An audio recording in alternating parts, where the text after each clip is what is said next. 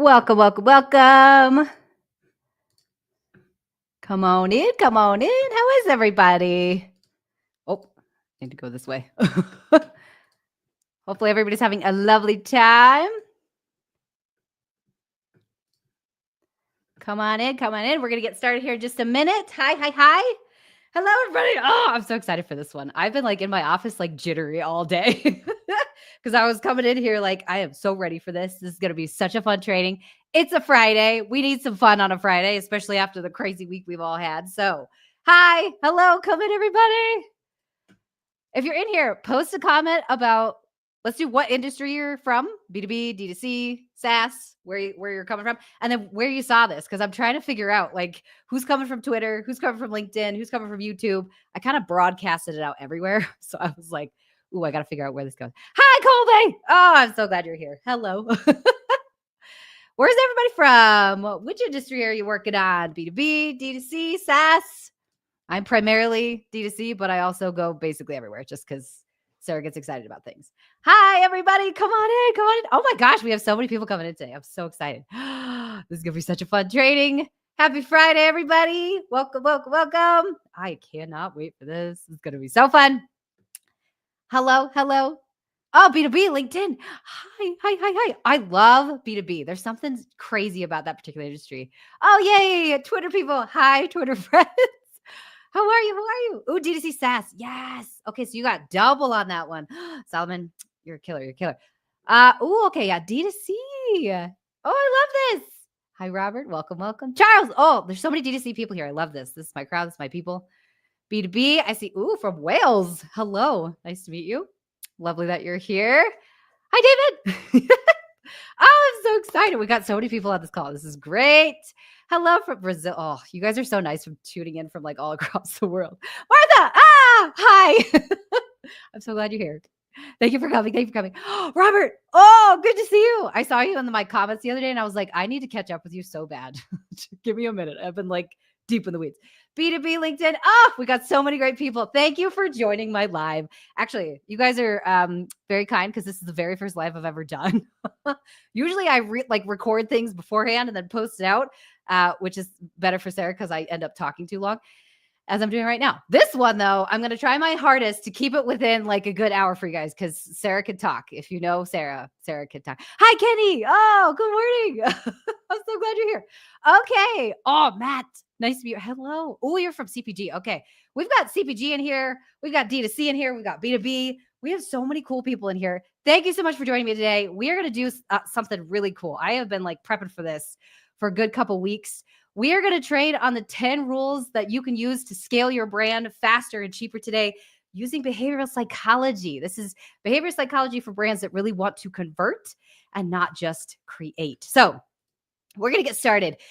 This is typically what I see from like a lot of marketers nowadays is we all kind of like market around, we're doing our jobs, we're like pushing as hard as we possibly can, but we all feel the same feeling, especially this year in particular, I think. And it comes from this a lot of times is what I see. We're just like frantically doing stuff. We're creating a lot of ads. We're doing a lot of landing pages. We're trying our hardest to like push harder into what we think is going to work for our customers. But this is typically the feeling that it kind of creates, especially for D2C people. We're doing a lot to try and get customers in the door, but CAC is still going up. Especially this year, I've heard this like across the board in every single industry. CAC is going up. CPA is going up. Customers are harder to get in the door. They're way more expensive this year than they have been like in the past 10 years. Creative is fatiguing. Sometimes it'll work, but then it'll crash. Or we get this kind of wave effect in the ad account where there's no consistency and there's no efficiency anywhere. Spend is really volatile. We just can't kind of get a handle on like what the heck is going on in our ad accounts. And I hear it from like everybody these days. Now, this is really interesting because I've been watching this over the course of the last probably like 5-ish years. And there's been a lot of changes in the ad account. And I find it really interesting because I truly believe, as I've been watching this kind of progression, I don't think this is a creative issue. I don't think it's a creative issue, oddly enough, mostly because every time we inject new creative in the ad account, like gifts, or we do more formats, or we get new UGC creators or influencers, those type of things, we see a good spike, but then it dies. There's like no consistency. So I don't think the issue that we're seeing with CAC and spend and all these different things is a creative problem. I also don't think it's a targeting problem, because we have so much information on our customers right now that we are just drowning in it, especially with AI now can do like these deep research panels for us. It can go all over the place and search deep, high, and low. I don't think it's a targeting issue. I also don't think it's a volume issue. If you know Sarah, you've heard me talk before, volume drives me a little crazy because it can work, but typically 95% of the ads that go into the ad account don't scale. So I don't think volume is going to solve our customer acquisition like problem either. So if none of these three things are the problem, what is? Right? What is the problem? Why is it so hard to scale these brands, keep costs low, and get customers in the door like it used to be, right? It used to be super, super easy for us to do this. Why is it so much harder?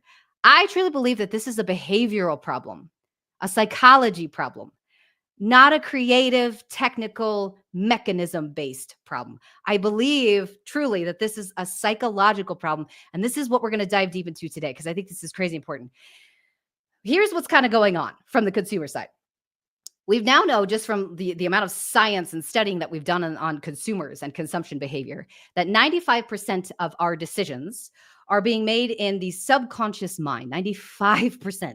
This is the brain that's very reactive. It's very, very old, and it's highly emotional. It's a very emotional mind, brain. On the opposite side, about 5% of our daily decisions are being made in the conscious mind. And I want you guys to think about this, because that's a lot of decisions being made on autopilot. I want you to just take this. If you take nothing from this, like training, take this. 95% of your decisions are on autopilot. You don't know that you're going to make the decision until it's already done. And this is happening every single day for every consumer watching any of your ads. And I think this is critical, because as marketers, we have been trained in direct response marketing. We've been trained to believe that we have a lot of effect on what our customers do, that we can bring them in if we say the right thing and do the right thing, put the right button colors in place, have the right offer, have the right price. This worries me a little bit, because I'm not entirely sure this is true.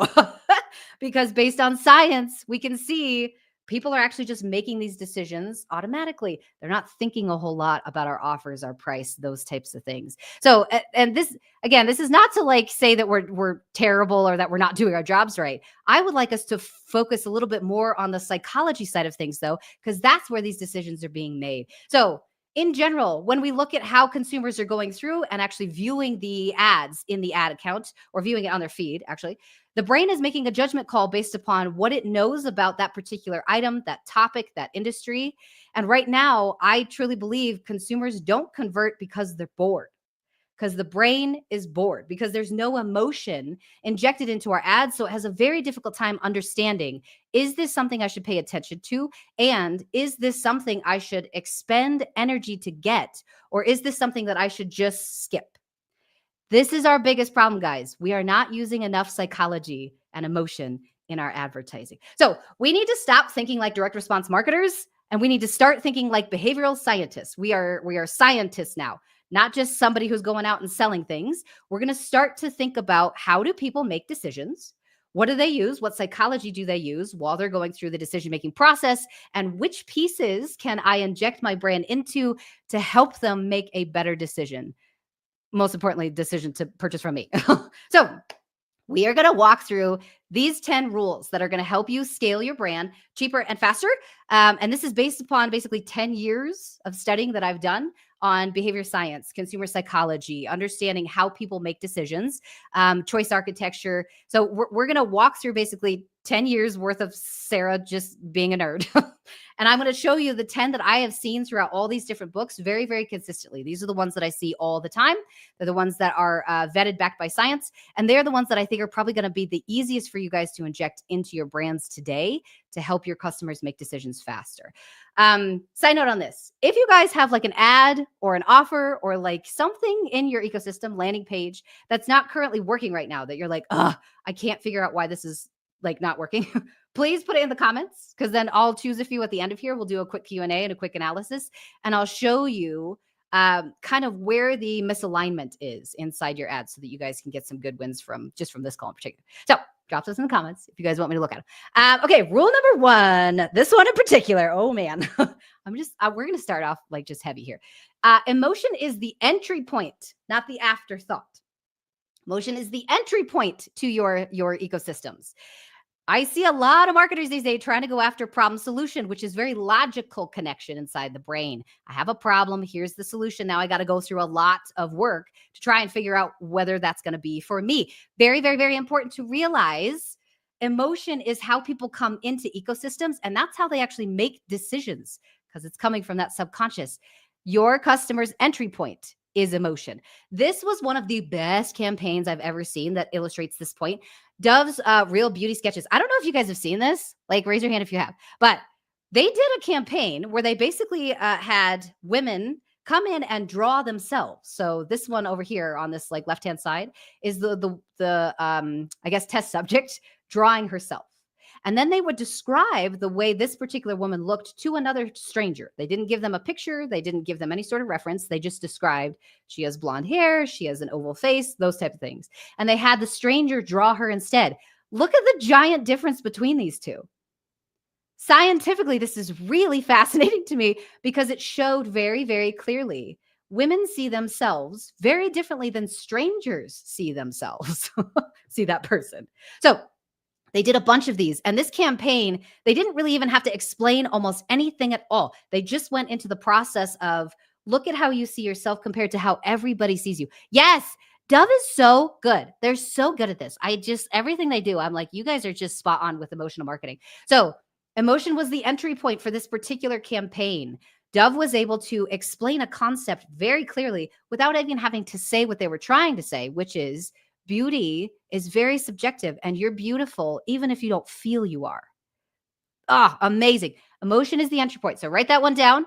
Make sure that we're consciously thinking about which emotions am I trying to elicit from my audience at the top.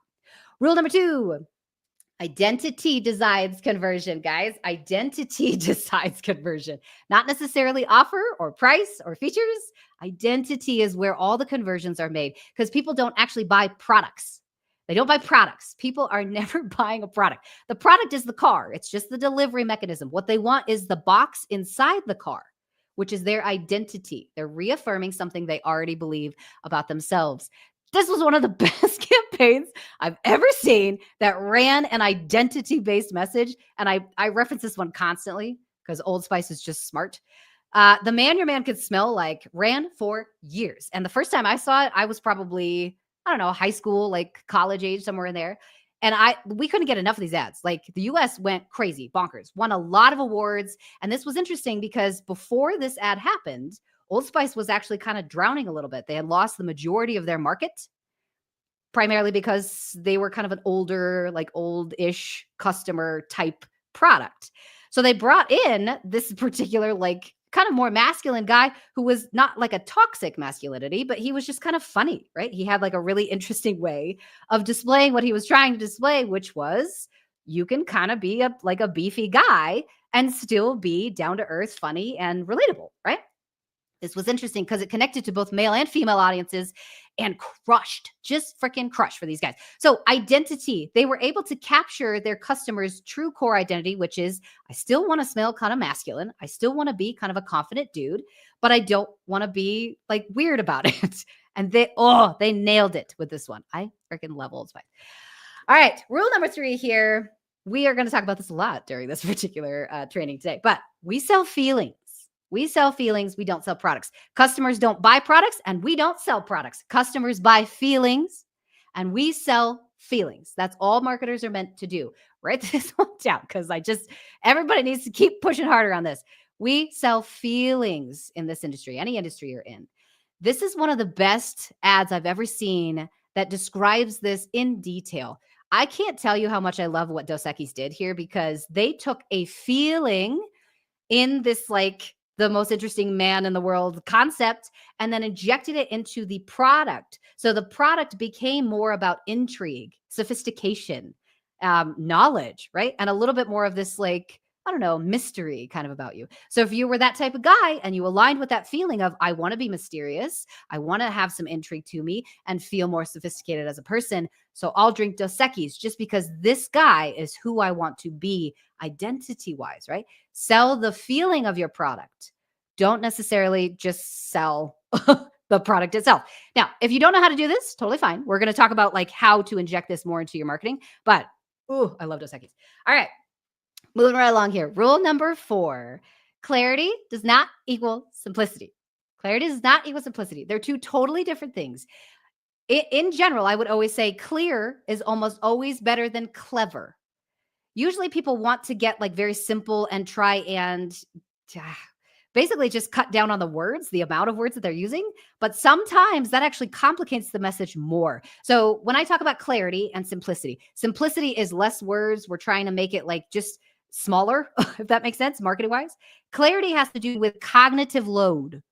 How easy is it for the brain to understand what I'm trying to say is what clarity is. I want you guys to go after clarity, not necessarily simplicity, because simplicity can still be very complicated.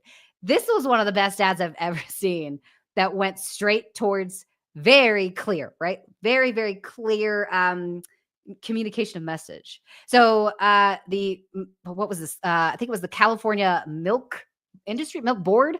I can't remember which one it was. 1993 is when they launched this, though, because they were noticing that milk sales were going down and they were like, how do we get people to drink milk? So they went in and decided to get all these celebrities and attach them to one phrase, got milk, which was amazing.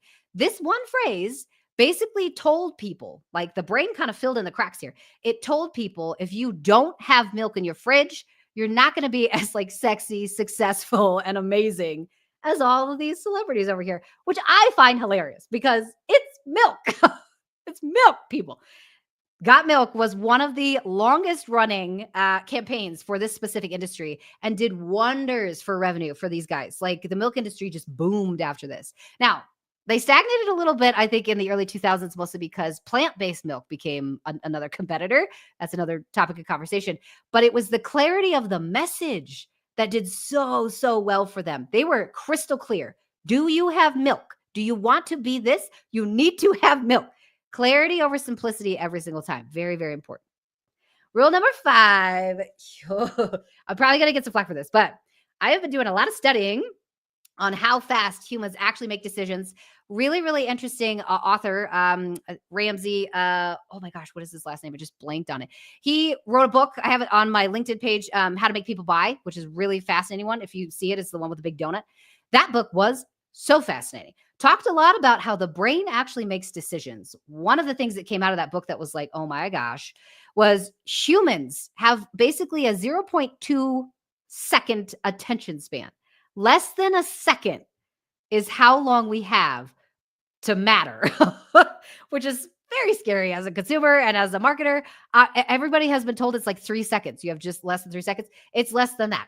It's actually less than a second that we have to matter. So this is why emotion is incredibly important in marketing. It's also incredibly powerful. If you can make somebody feel something, if you can actually cause a reaction in the body and make people emote, it's going to be much, much more powerful for your marketing and for your brand in general. Airbnb actually does a pretty good job at this. They've been kind of like wishy-washy. Oh, thank you, Thomas Ramsey. I blanked that. Thank you, Carson. All of a sudden it was like, and the name left. So Airbnb does a great job at this with this kind of belong anywhere message, mostly because as somebody who travels a lot, you're trying to explore the world. And one of the things that's very important to you is the fact that you kind of want to go into these places and immediately get accepted, belong anywhere. So they have a very clear, very solid, very emotional message where they're selling a feeling. And it's interesting because that message can be understood in less than a second. And it doesn't matter what imagery they show around it. Belong anywhere is a message that everyone can kind of capture and attach to. So, if you're going to do anything at all, please, please, please understand that you have less than a second to matter. And if that's the case, we need to go clear, emotional, and very psychology based. Okay, so I want to pause here. Just give everybody a mental break because I know that these rules are super, super fun and there's lots that we're going to go into. But in general, yes, this live is recorded. This live is recorded, so everybody knows. I'm going to pause here and let you know, though, I have something at the end of this that I'm launching. Very first time ever. I'm terrified to do it, but we're going to do it. If you're the type of person that this kind of resonates with you and you're like, I love this stuff, like I can't get enough of psychology and advertising, please, please, please stay to the end because I have something specifically for you guys. And thank you for joining my live because this is super fun. Okay, moving on. So rule number 6, people do not suffer from a lack of education. And I see this everywhere in the ad accounts. People do not suffer from a lack of education. They suffer from a lack of confidence. We have so much information, guys. There is it's one of the most plentiful resources on the planet is information, and people can get it at just like a click. So if I can't like convey this well enough, I'm just like, people don't need you to educate them or convince them to buy anymore. That's not how we're doing marketing. Direct response still works, but it's basically bottom of the funnel tactic. It's not going to help you with acquisition. People are suffering from a lack of confidence that any of the things that I see in my world are true or trustworthy or worth it. Confidence is what we need to help our consumers feel. If that's the one feeling we can make them feel, it's confidence. This campaign, one of the best I've ever seen. Just do it, right? This is iconic. This particular phrase came out of like a random intern who wrote it on a napkin in the 80s. And it's fascinating because this has longevity to it. Nike has been able to pull out one specific emotion from their customers, which is motivational, right? They actually built momentum into what they were trying to say. And then they consistently doubled down on it for years, years on years on years. So if you're going to do anything with your marketing, especially on the top of the funnel, if you're like acquisition is killing us, the problem is not necessarily educating more. We don't need to teach them more about why we're good, why we're amazing. What we need to do at the top is motivate more, which in tactical terms means I need to understand what their experience is as a human and then talk about their experience because different humans will have different things that they're attaching to, especially at the top of the funnel. So we'll talk more about this because I love this one. Okay, rule number 7, if your ad just explains things, it's gonna die. If your ad just explains things, it's gonna die. This one is very much attached to the last one over here where we were talking about education and we should definitely go more emotion and identity.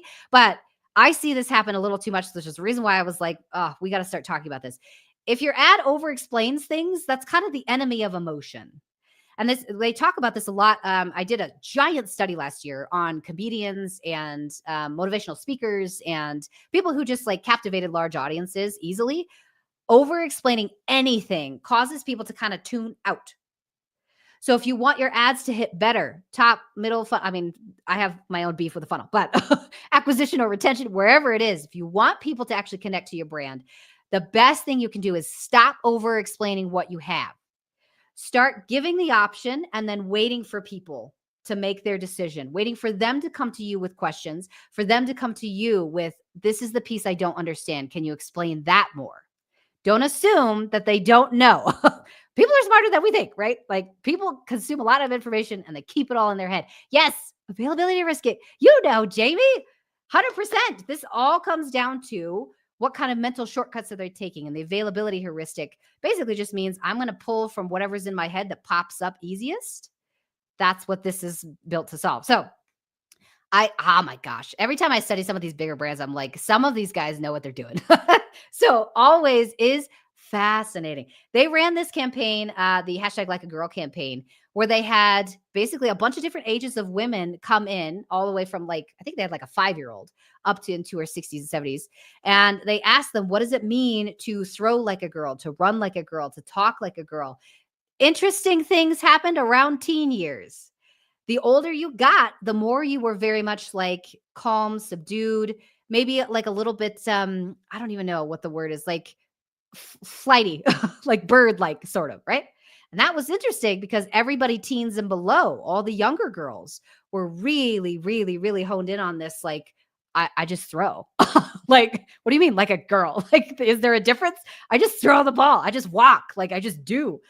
This was really interesting because Always was able to take a very sensitive topic, which is like, what does it mean to be a woman, especially in today's day and age?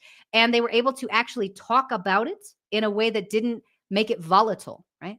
So Like a Girl became their campaign. They've been running this for a while. And they're one of the biggest like brands in their industry because they were able to hone in on, we don't need to explain to you what your experience is.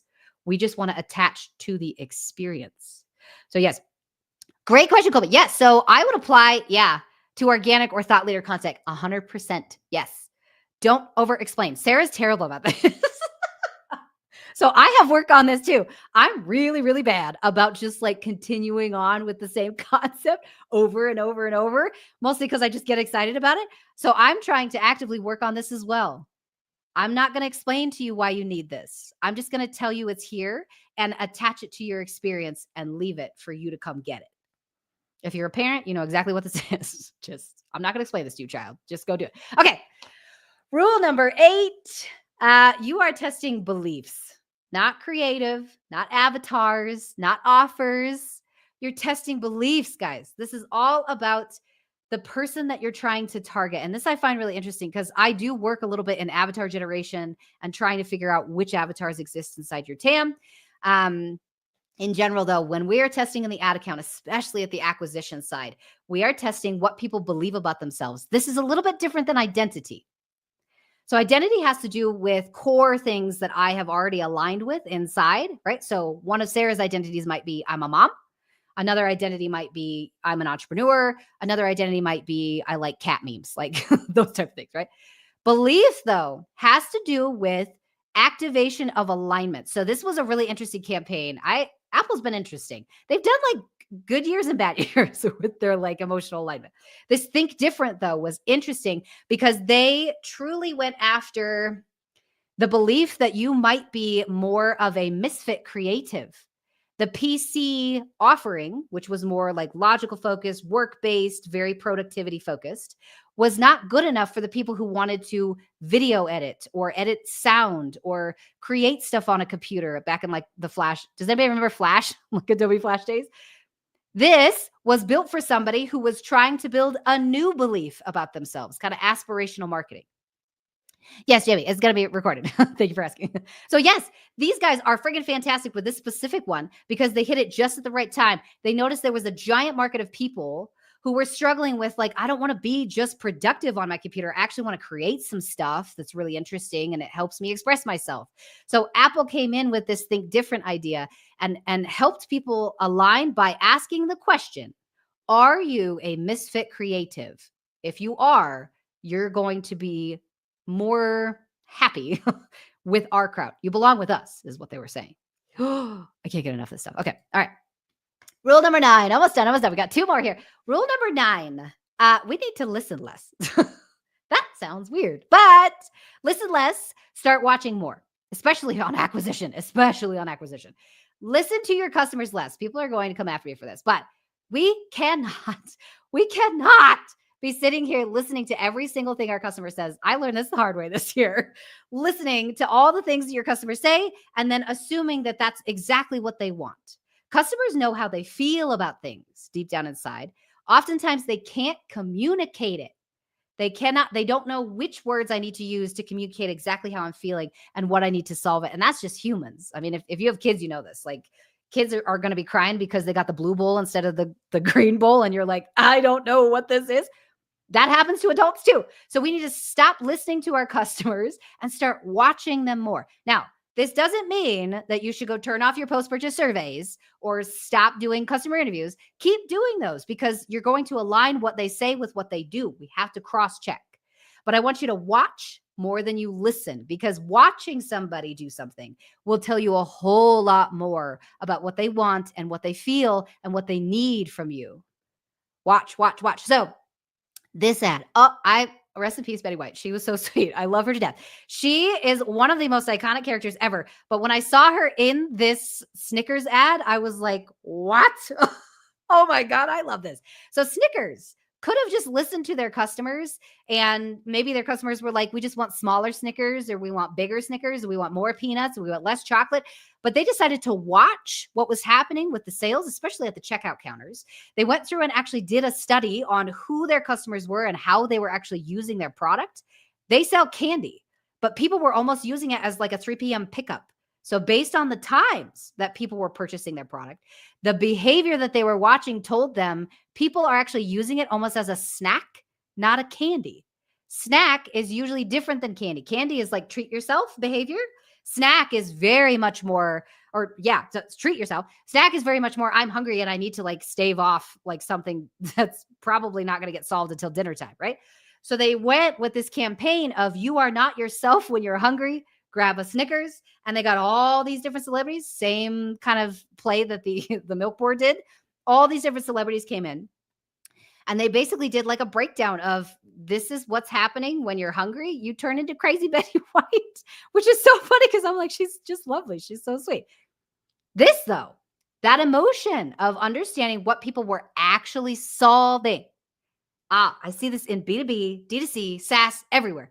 People think they're solving a problem, but they're solving a symptom.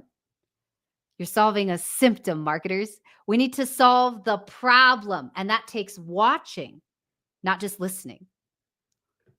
I could dive just so deep into this. Okay. We'll keep going. Last one on here. Rule number 10. Creative doesn't scale. Psychology does. Creative doesn't scale. Psychology is what is scaling, what is getting bigger, right? So oftentimes I'll have people come in and ask me, well, Sarah, like, what do we need to do with our creative? Do we need to just get more influencers? Do we need to run UGC? Should we get some gifts on board? Like, what should we put in place? And I always tell them, it does not matter what like framework you use. The format doesn't matter. The format is basically, again, it's the car. People don't want the car. They want the box in the car. So before we do any work on what kinds of ads we should make, we have to sit down and think, what kind of psychology, what emotion do I want my customers to feel based upon their behavior and what we want to actually sell feeling wise? All of these things in place, you can put as many different ads in the ad account as you want. You could go for volume. You can get all kinds of UGC creators. You could go whitelisting. Format is secondary to the psychology because it's the psychology that scales. So last one on here. Yeah. Oh gosh, I love this ad. I love this ad. This, if you have any beef with De Beers, I'm sorry. De Beers is a volatile brand. They got some history on them, but their advertising is just so incredibly well tuned to this psychology focus. How do you sell diamonds to people who don't want diamonds? At the time when they came into the industry, they were competing with sapphires, with rubies, with garnets. Nobody wanted diamonds. It was just not a big industry. So what they did was, first, they went and found some influencers in the industry. They went and started like seeding all of their diamonds to a bunch of different celebrities. That was the first thing they did. And then the second thing they did was they started to help people understand what you were actually buying in the format of a diamond. So this, how can you make 2 months salary last forever? Oh, it just automatically connected with the subconscious need of a man who was about to get engaged and told him, if you want to signal how long this is going to last with your significant other, we have a very simple way that you can do that. They packaged signaling. I cannot get enough of De Beers. This, coupled with their Diamond is Forever, which, I mean, they just went years with that one, built a billion dollar industry, and they became kind of mogul. Now, there was other reasons why that also happened, but the marketing in itself, they were able to basically generate demand out of thin air because they were so incredibly psychologically attuned to their customers. So, these 10 rules, I have been studying these for years and years and years. And I find it really interesting because when I look at how the marketers today are currently doing this, we have a very clear distinction between consumers and marketers. Right now, marketers are playing chess when our consumers are playing checkers, right? We're opposite, right? So the consumers themselves are using all of these subconscious things where their brain is moving 100 miles an hour and 95 of their decisions are being made from that like automatic response. We're over here still trying to convince them, still trying to put tactics in place, still trying to build our ad account and tweak things so that people will hopefully come in. We need to convince them is what we're still doing when the consumers aren't needing to be convinced. They're over here using their own subconscious processing to filter out basically everything we have, which is hard. So What do we do as marketers? We go through, we generate a bunch more stuff. We get more landing pages, more A/B tests. We've basically just like gone through and started collecting information to try and solve our own problems, which is incredibly difficult. I have seen more posts in the last year of like, here's 4,000 hooks for you to try. I don't know if you guys have seen these. Here's 10,000 landing pages that I just went through and like analyzed. And here you go. You can get it. Just comment. I'm going to lose my mind and I'll give it to you. I can't do it, guys. I can't do it. My brain cannot consume that much information. There's got to be a simpler way for us to connect with our customer and align psychologically with them without this. So if you've been nodding your head, because this, as I was making this training, my head was just like, oh my gosh, yes, I can't do it anymore, guys. I can't process 4,000 different hooks. I have something that I'm building, launching on this particular live just for you guys. And it's not a course. It's not a funnel. It's not just like a bunch of paper that you're going to sit on. I don't want you guys to get more just like knowledge. Because again, we don't need any more information. We don't need knowledge. We need application. So I am launching a Tether Lab. That's basically a community where we can come in and learn about how to apply psychology to advertising. This is not going to be just like courses about psychology. This is application.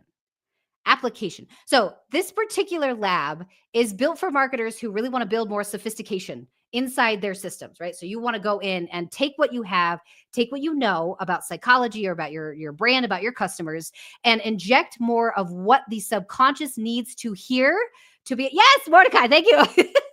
The subconscious needs to hear to be able to convert more people at a cheaper cost, because that's all we're trying to do. We need to build a brand. We have to use psychology to do it. So I've spent a couple weeks on this trying to figure out what should I put in here so that everybody gets the best value out of this. So like I talked about, I don't want to just give you information. We're going to talk about the theory. We're going to do a lot of like psychology-based training so you can understand what heuristics are, what choice architecture is. We're going to talk a whole lot about emotions, how they present in the body. We're also going to talk about underlying deep-seated things that come from generational psychology, all kinds of stuff. Outside of the theory, though, the main purpose of this is to give you plug-and-play systems. I spend a lot of time working with my chat, working with myself and my team to figure out, how do I actually apply the effect heuristic to an ad? How do I actually apply any of these psychology-based things that I already know to my landing pages? So I have 30 plug-and-play psychology tools already built. So they're ready, done. You can go in, drag and drop them, start plugging them today. We're also going to do weekly lives, just like this one, so that we can start to like learn a whole lot more, dig it deep. Oh, Jamie, thank you. Dig deep into what's actually working. I'm also going to bring in, I have a lot of good connections with like big university people that are studying consumer behavior and psychology. All of those people are going to come in and we're going to start talking to the researchers about what consumers are doing, because we don't have enough of this information in marketing. It drives me crazy. I also have a lot of one-on-one coaching. So if you want to book a call with me, if you want to work more with Tether, understanding your consumers, digging deep into the psychology of your customers, that's going to be available to members as well. Most of the time, my trainings are usually about $1,200 per session. So and this was the toughest part, is for a long time, I had so much knowledge to distill down to people. I had to charge kind of high prices just so that I could make sure that I didn't like drain my brain. But now that we kind of have a little bit better systems with chat and understanding like how to build frameworks and things, I really wanted to bring a little bit better option for people so that everybody could get the access to this training. So I'm only going to start this at $97 a month.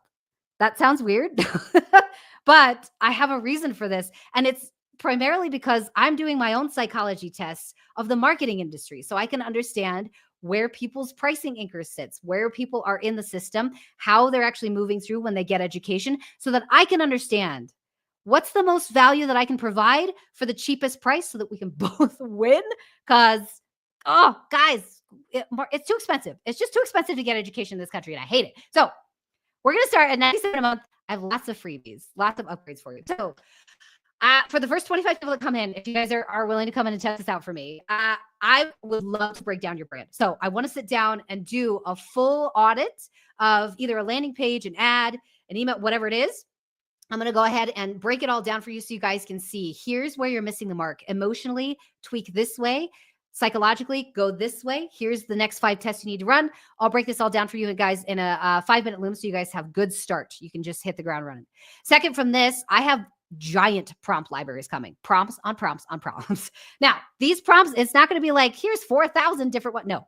These prompts are specifically built to do one thing at a time. So the ones that I have in here now are generating good hooks, good ad concepts, really, really good, what would you call it? I want to lay out the actual process of how you actually use status signaling and open loops together. So it's combining 2 different emotional and psychographic, I don't even know what you call it, like tactics into one. That way you guys don't have to try and go and build these prompts yourself because it takes so many times. Okay. Last one on here. I have so much training coming. So much training. So we're going to start with the 101 level where you can understand, okay, what is in here? Like the psychology stuff. Like what can I actually do with this? Where do I go to get started? Because some people have a lot of psychology knowledge. They actually went to school for it. Like we love it. We're so into it. And some people are like, I love this. It's so interesting. I just don't know where to go to get more training. And I don't want to have to go to college and pay like hundreds of thousands of dollars to get it. So this is where you should start. We've got lots more that are going to come in here. I can't wait for this one. So this one is already like waiting, set up for you guys if you guys want to get access to that as well. So if you want to join us for the Tether Lab and you're the type of marketer that's like, I am so done trying to figure out how to inject 4,000 different hooks into my ecosystem. I have no systems. I don't know what's going on. I feel like I don't know how to market anymore. Tether Lab is going to be for you guys. So this is your chance. Scan it. We already dropped. Oh, yeah. Everybody's leaking all the stuff. We already dropped the URL if you guys want to go sign up. Please. I also, just because I believe in this like heavily, and I want you guys to make sure that you're getting good value out of it, I do have a 14-day like risk-free kind of a thing. So if you come in and you're searching around and it's not for you, totally fine. You can just let me know and then we'll get you your money back. So totally easy for you guys. Education is so important to me because it took me 10 years to learn all of this stuff. And I want more people to be able to use it, take it, and actually fuel their marketing with it. So this is the reason why I'm like, it's time. It is time to open a community. I've been doing this for 5 years now, and I've been asked to do it many times, and I was nervous to do it. So we're going to dive in this year. Please take a screenshot. Write down the URL if you guys want to. Head on in there. I'm going to be in there all day today, and then obviously for the rest of forever because all I want to do is teach. I love this stuff. Hopefully this resonated with you. If you need the URL after this, let me know. Otherwise, you guys can follow me at Sarah Levenger, basically anywhere that you consume content. We are going to go through. Yes. Thank you. You're so nice. Thank you guys. I'm so excited for this. I can't get enough of it. I'm going to go back up here and we are going to go through some of the examples. We have a couple ones in here. Okay. We're going to start looking at some of the stuff. Let me stop sharing for a second. Thank you guys for submitting your brands. This is going to be so fun. Okay. So Martha, hello. This one, let me open up the actual tab here and we'll dive deep into, I'm going to do just the homepage because I want to show you guys a little bit of like how I break this down from a psychology level of what I'm looking at and how I can kind of tweak things. So that way we can get a little bit better results from the stuff that we're using. So Pulse Mindfulness. Let's see what's over here. Oh gosh, I spelled it wrong. Pulse Mindfulness. Okay. Go. Let's see what we got. Let me put, ooh, this is going to be good. Okay. I already love it. I already love this brand. If you like these kind of breakdowns too, we're going to do it every week, every single week. Inside, whoops, wrong one. Inside the Tether Lab. So please come in. All right. Let me share my screen. I was sharing the wrong one there for a second. This is a really interesting brand because I find that this type of stuff, mindfulness is like big right now, guys. Big. Specifically with the millennial generation. A little bit more with Gen X too. They're starting to kind of capitalize on it. But millennials in particular were the very first generation to come in and just grab onto this mindfulness need and then run with it. So for this brand, Future of Mindfulness, there's a pre-order on here. The world's first mindfulness yoga and meditation ring. Oh, that's interesting. The antidote to stressful. Yeah, interesting. Okay, so we could go through and look at the entire site here, but one of the things that I want to call out when we are doing anything at the top of the landing page, right? So very first thing that customers see when they land on your site, especially if your homepage is something that is like consistently used in your acquisition funnel off the ads. What they're going to do is skim. The brain obviously skims anyways. We all know this, that it just kind of looks around the page for things that are going to be important and kind of skips things that are big chunky. Whatever the headline is and the imagery has to match psychologically. So I love what's happening in the background here, but the toughest part about this is I'm watching the ad or I'm watching the video. I'm not watching or reading anything else. So I love videos in hero sections. Oftentimes I see mixed results. Sometimes they increase conversion rates. Sometimes they just distract the hell out of people. So, oh, thank you for joining. Oh, you're so nice. Yes, there's going to be a recording of this. So if you guys want to watch it, that's going to go on YouTube in a little bit. But so for this one, very first thing I would do, I want to see an A/B test of static image, preferably something that communicates the message I want. Probably this kind of a face or nature, probably not so much. Something like this, right? So I can kind of check and see, is it the actual facial expressions that are doing the heavy lifting here? A/B test, static image versus video. The second thing I would do on here, especially with this, like the future of mindfulness verbiage, I'm not entirely sure people care about the future of mindfulness. That sounds bad, but I think it's pretty important to understand if you want to be mindful, there's something you're trying to get away from. Mindfulness is really interesting because it has more to do with risk mitigation. If you are a yogi, if you're someone that does a lot of like mindful awareness kind of tactics, it's not the fact that you just love sitting in a corner and staring at a wall. It's more the fact that your brain is moving so much during the day that you feel like you are just like running a freaking factory in there and nothing makes sense. Everything that comes out scares me and I don't know what to do with it. So instead of instead of an aspirational message of like, this is for you, you're going to become someone great. It uses all these different things. Like, here we go. Instead of achieving a goal, let's go opposite. Calm the mind is what I want to say, right? Get back to baseline. Get back to you would probably another good message. It's very, very important to understand what people are trying to actually solve when it comes to mindfulness in particular, because that messaging, typically the ones that are used to sell mindfulness stuff, is all aspirational. I want you to go more security focused, more risk type of a thing. Does that make sense? So other things I see on here, just from like a CRO standpoint and psychology-based standpoint, pre-order now scares me just slightly because without knowing what I'm getting into or getting a lot of information, it's very difficult for me to walk forward in the process. So buttons, I can't tell you how many studies they've done on buttons. Buttons are huge, guys. They're way bigger than we think they are. And I'm not just talking colors. Buttons tell you what's on the other side of them. Buttons tell you what's on the other side of them. So you have to be so like cognizant of what does this button communicate. Pre-order now tells me I'm going to a checkout page. I'm about to put in some cash and money.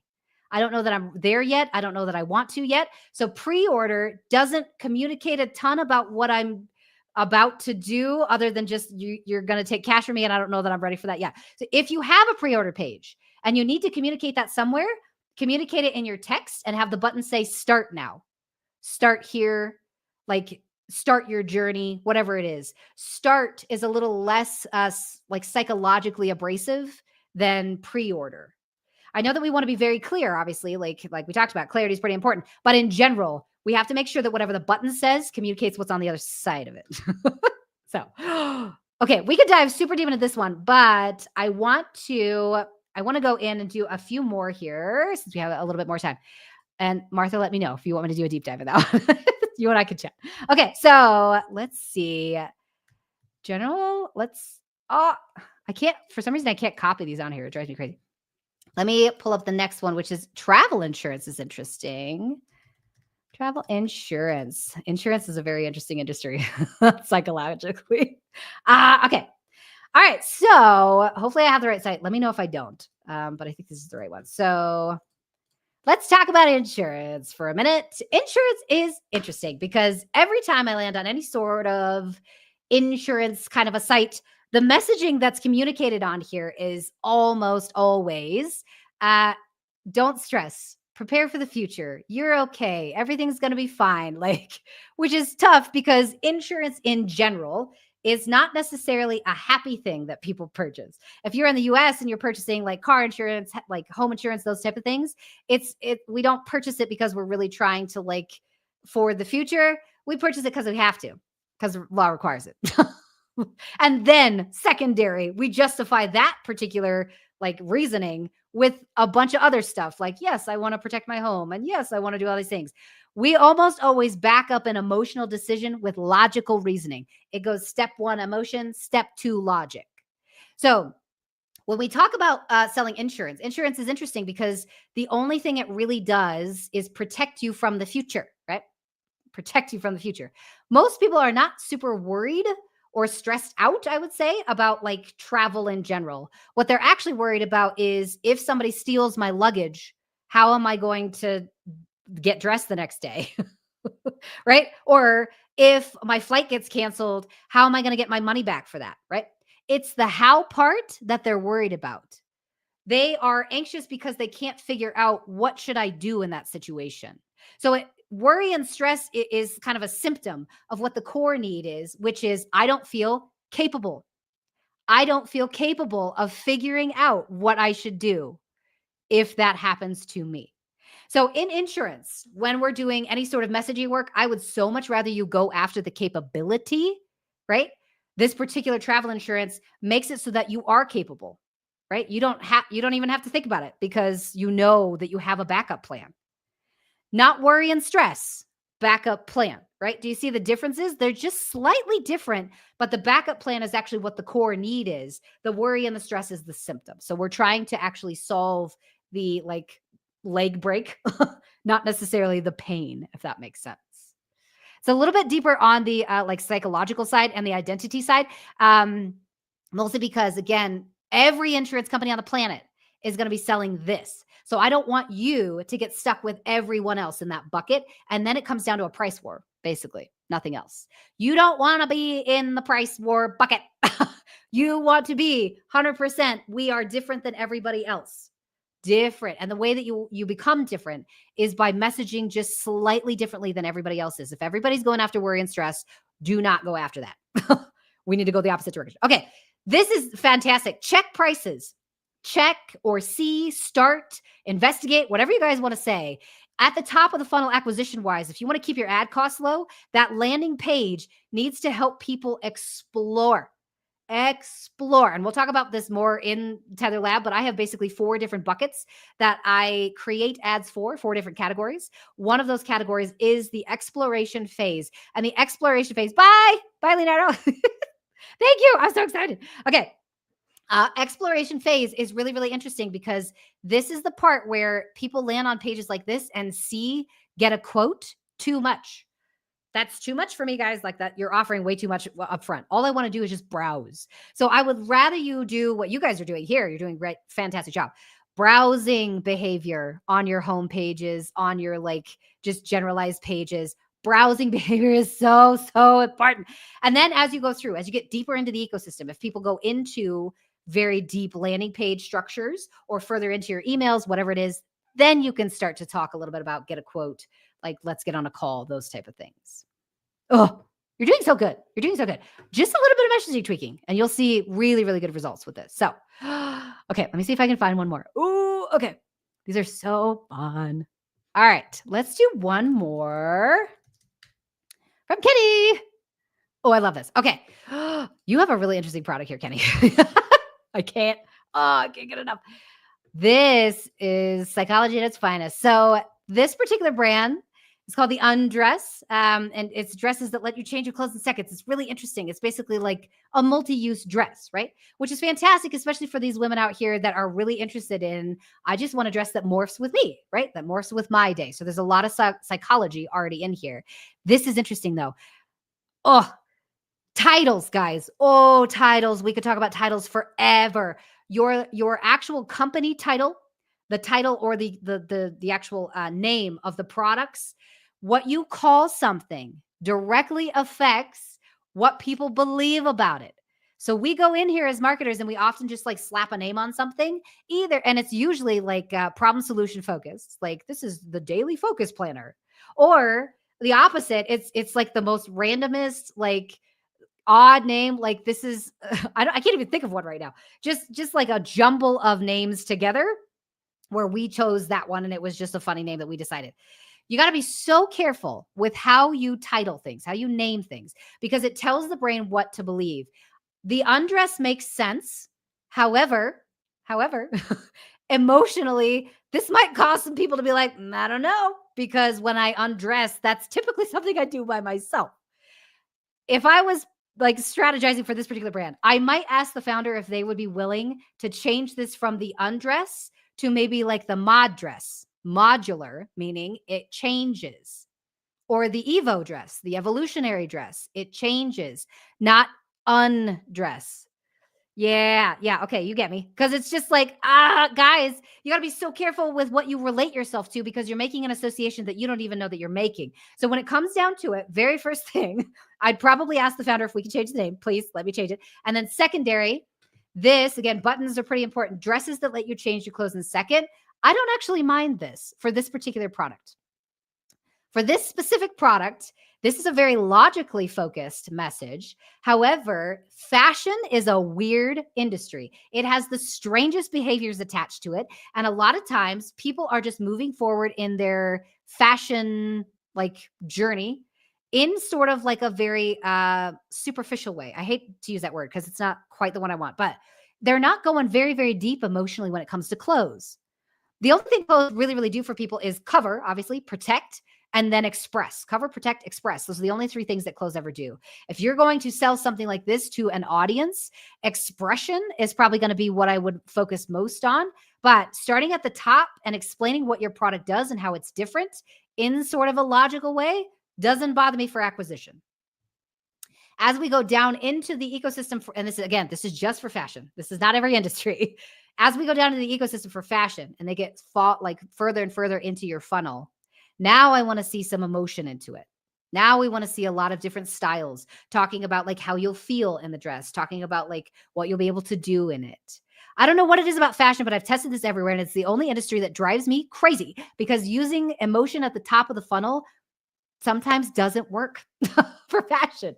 Drives me crazy. So anyways, all right. So other things in here. This is really interesting. You're using something called choice architecture really, really well on this site. You have two buttons here, how it works and shop. You can only do two things with us. You can find out how it works or you can shop. I find that sometimes websites get crazy, and we'll talk a lot about choice architecture in the actual like Tether Lab, but choice architecture, how you present all of the options that you're trying to get people to like grab onto, how you present the options directly affects where they go. So you can think of this as you're a gardener and you guys are planting roses in a specific way in your garden so that people will end up at the end, which is a lemonade stand. We want them to buy lemonade. If you just start like plopping roses all over the place, people will run into roadblocks that you didn't mean to place there, right? That's nice that the rose is there and it's really interesting and cool. You could have a blog. You could have like, a whole bunch of testimonials. You could have resources. You could have like 18 million different things up here. Roses, right? They might go and like smell all of these roses, which is not what we want. We want them to shop the lemonade stand. So what we need to do when we start thinking about our ecosystem structure on the website side, especially for homepages, very important, limit the options. Limit the options. Make them smaller. Make sure that you communicate where they're going if they click on this, and then make sure you have some sort of a good range of options that will all lead them to the same space. We'll even click on this. If this is how it works, okay, yeah, so we've got good like YouTube video. We've got some good authority proof in here, testimonials. Okay, this is interesting. We're very little ways to go about doing anything on here except for watching a video and purchasing.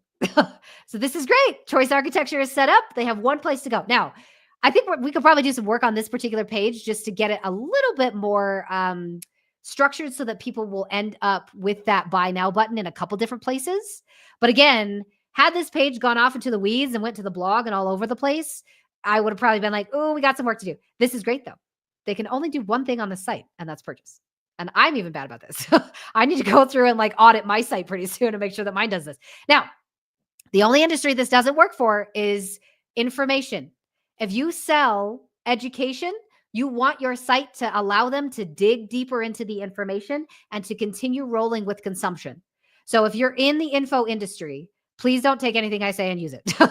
This is just for fashion in particular and for selling things on the D2C side. Okay. We only have 1 minute left. Thank you guys. This was so fun. Like I can't get enough of this, just psychology in general. But teaching is like my passion. I can't get enough of it. I'm super excited to now have a community where we can all come together and just nerd out over psychology together. But I appreciate you guys. Thank you so much for joining me today. If you want to come in, and please do join us in the Tether Lab, and we can talk all about this stuff. We'll do dissections of everybody's brand. We'll get you guys, obviously, all the training that you guys need to just further your education in psychology and apply it so that we can start building better brands. But otherwise, have a great Friday. You guys are great. I appreciate you. Oh my gosh. We got to do more of these because these are so fun. Thank you guys. You're the best. Have a lovely day. We'll chat soon.